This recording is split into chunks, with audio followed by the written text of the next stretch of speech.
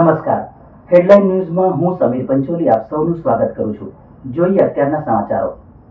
સાવલી તાલુકાના સમલાયા ગામમાં અંદાજિત 15 જેટલા વ્યક્તિઓને એક જ નામના 2 ચૂંટણી કાર્ડ મળી આવતા ચર્ચાઓ થવા પામી છે. આગામી સમયમાં ગ્રામ પંચાયતની ચૂંટણી હોવાથી ત્યાંના સ્થાનિકોના ઘટના સામે આવતા તેઓ વડોદરા કલેક્ટર કચેરી ખાતે પુરાવા સાથે રજૂઆત કરવા માટે પહોંચ્યા હતા.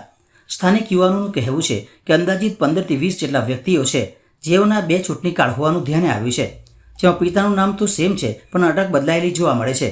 જ્યાં લઈને સ્થાનિક યુવાનો વડોદરા કલેક્ટર કચેરી ખાતે પહોંચ્યા હતા અને સમગ્ર બાબતમાં યોગ્ય તપાસ થાય તેવી આશા રાખીને રજૂઆત કરી હતી.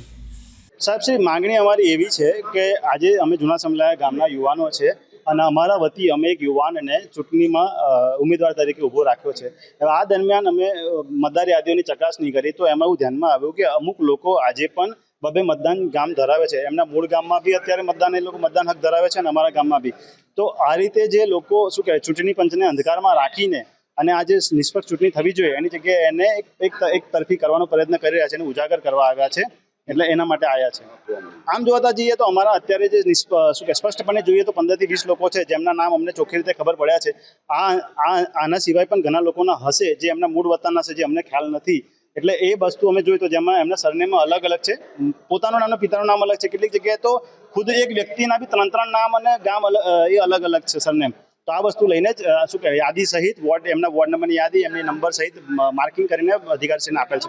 સાહેબજી, હવે આ એક શું કહેવાય શિક્ષિત ભારત છે અને શિક્ષિત ભારત દરેક વસ્તુની ચોક્કસપણે તપાસણી કરતું હોય છે. તો અમે પણ યુવાનો મોદીજીને માનીએ છીએ અને એમના વિષયને લઈને જ આજે શું કહેવાય મતદાર યાદીઓની બધી તપાસ કરી એ અંતર્ગત અમને ખ્યાલ આવ્યો કે એમની સરનેમ અલગ છે, કેટલીક જગ્યાએ પિતાશ્રીનું નામ અલગ છે, કેટલીક જગ્યાએ ઘર નંબર અલગ છે, કેટલીક જગ્યાએ ગામ અલગ છે. તો આ રીતે ધ્યાનમાં આવતા 15 થી 20 લોકો તો સ્પષ્ટપણે આવ્યા છે, પણ એના સિવાય પણ બીજા હોઈ શકે છે. જેના માટે જ અમે અધિકારીશ્રીને અરજી આપી કે જેથી કરીને આવનારું ભવિષ્ય યુવાનોનું તો ભવિષ્ય પણ આવનારી પેઢીઓનું ભવિષ્ય પણ સુધરે. એના માટે જ અમે અરજી લઈને આવ્યા. અધિકારી સાહેબથી એવું કહેવામાં આવ્યું છે કે ચોક્કસપણે અમને યુવાનો પર વિશ્વાસ છે અને અમે પણ યુવાનોએ જે અમારી પર વિશ્વાસ રાખ્યો છે એને ચોક્કસપણે બનાવી રાખશું અને નિષ્પક્ષ અને ચૂંટણી થાય એના પ્રમાણે પ્રયત્ન કરીશું.